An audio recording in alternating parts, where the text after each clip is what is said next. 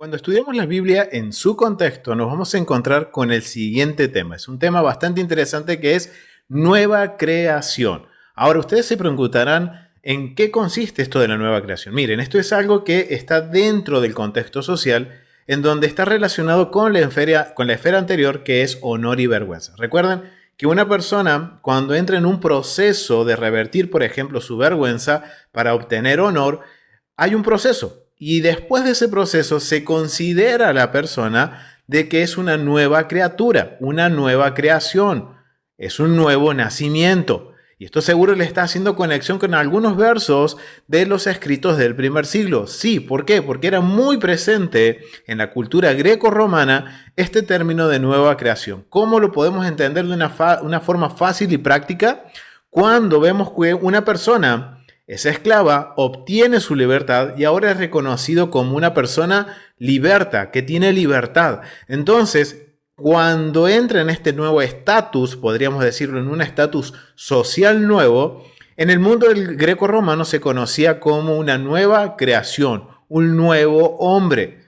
¡Wow! Y entonces, teniendo esto en mente, es algo que lo vamos a poder trazar a la Biblia y vamos a ver que desde Génesis a Apocalipsis se habla sobre este tema, pero principalmente con mucho más énfasis en los escritos del primer siglo. Algo que a mí me llamó mucho la atención es ver cómo Pedro utiliza este término de nueva creación, porque en Primera de Pedro, capítulo 1, verso 3, habla de que vamos a renacer para una esperanza viva. Dice que según su grande misericordia nos hizo renacer. Está hablando de Yeshua, nuestro Mesías. O sea, por Yeshua, nuestro Mesías, por su gran misericordia, nos hizo renacer para una esperanza viva. ¡Wow! Renacer tiene que ver con el término de nueva creación, nuevo nacimiento, nuevo hombre. ¡Wow! Y eso es algo que nos está hablando de que ahora, como creyentes en el Mesías Yeshua, nosotros somos una nueva criatura. ¿En dónde? ¿Por qué es una nueva criatura? Porque recuerden que Yeshua venció la muerte eterna. Y ahora por él tenemos la esperanza viva de la vida eterna. Entonces, miren, nos sacó de la muerte, de nuestra vergüenza, y nos trajo a honor, que es la vida eterna. Y ahora somos considerados parte de Israel, somos coherederos de los santos, somos adoptados dentro de los hijos de Dios. Entonces ahora tenemos un nuevo estatus, podríamos decir, delante de la presencia de Dios. Y eso es lo que Primera de Pedro, capítulo 1, está queriendo insinuar y enseñarnos, no solo a nosotros, sino que a la audiencia original. Recuerden que la Biblia es para nosotros, pero no fue dirigida a nosotros. Y la audiencia original era ¿quién? Los expatriados, aquellos que vivían fuera de Israel, que eran creyentes en el Mesías Yeshua y en el Dios de Abraham, Isaac y Jacob. Y esto es interesante porque cuando nosotros seguimos leyendo la carta de Pedro, la primera carta de Pedro, capítulo 1, cuando llegamos al verso 14, es bien interesante porque en el verso 14 dice: como hijos obedientes, no os conforméis a los deseos que antes tenías estando en vuestra ignorancia. Miren lo que dice, como hijos obedientes, nos está diciendo. ¿Por qué hijos obedientes? Recuerden que comienza hablando de que ahora somos una nueva criatura, hemos renacido de nuevo por medio de Yeshua y ahora somos parte de Israel. Y ahora nos dice que somos hijos obedientes. ¿Obedientes de qué? Y esa es una buena pregunta que nos podemos decir. ¿Hijos de quién somos? Obviamente somos hijos de el Dios de Abraham, Isaac y Jacob. Y somos coherederos con Yeshua.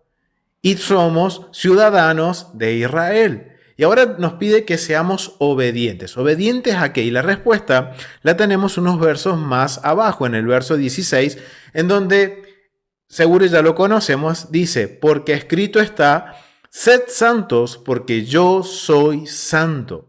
Wow, recuerden que la audiencia original no somos nosotros. Es una audiencia que conoce las escrituras y que conoce principalmente la Torá. Y esto es algo que es bien interesante porque este es el punto de contacto, podemos decir, entre la porción de esta semana, que es la porción Shemini, que va desde Levíticos capítulo 9, verso 1 hasta el capítulo 11, verso 46, en donde dentro de esta porción se encuentra esta frase que usa Pedro. Sed santo porque yo soy santo. ¡Wow! Esto es increíble, familia. Y ahora la pregunta es, ¿por qué Pedro usa esta frase? ¿Y qué es lo que está entendiendo la audiencia original? Recuerden que cuando dice esto, la audiencia original está asociando con esta porción Shemini. Está asociando Levíticos capítulo 11 del verso 44 al verso 45, que justamente dice ser santos porque yo soy santo. Y algo bien interesante al descubrir un poco más con respecto al contexto, les recomiendo este recurso que me ayudó a entender un poquito el por qué Pedro utiliza esta forma de dirigirse haciéndonos mención de que somos una nueva criatura, una nueva creación y que ahora por ser esta nueva criatura, una nueva creación, tenemos que ser santos. ¿En qué concepto, qué contexto le está dando Pedro a estos versos que se encuentran en Levíticos 11?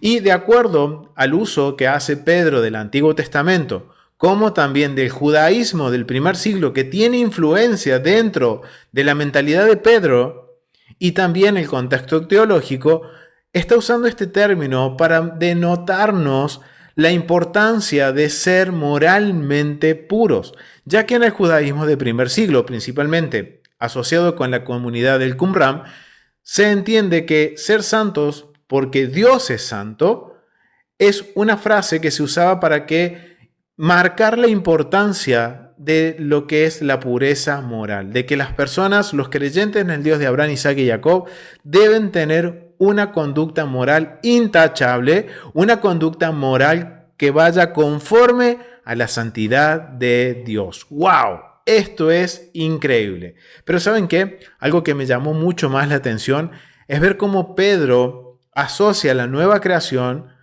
con estos pasajes de la Biblia. ¿Por qué? Porque cuando leemos el capítulo 11 completamente de Levíticos, hay un tema bastante controversial: comer o no comer, qué se puede comer y qué no se puede comer. ¡Wow! Y esto, viendo cómo Pedro lo está usando en el contexto de pureza moral, enseñándole a los creyentes que están expatriados fuera de Israel, que tienen que tener una conducta moral irreprensible delante del Eterno, dentro de eso se encuentra la comida. Lo que tú y yo comemos, de acuerdo al contexto bíblico, denota cuál es nuestra conducta moral. Y ahora es importante que le dediquemos tiempo a estudiar Levíticos 11. ¡Wow!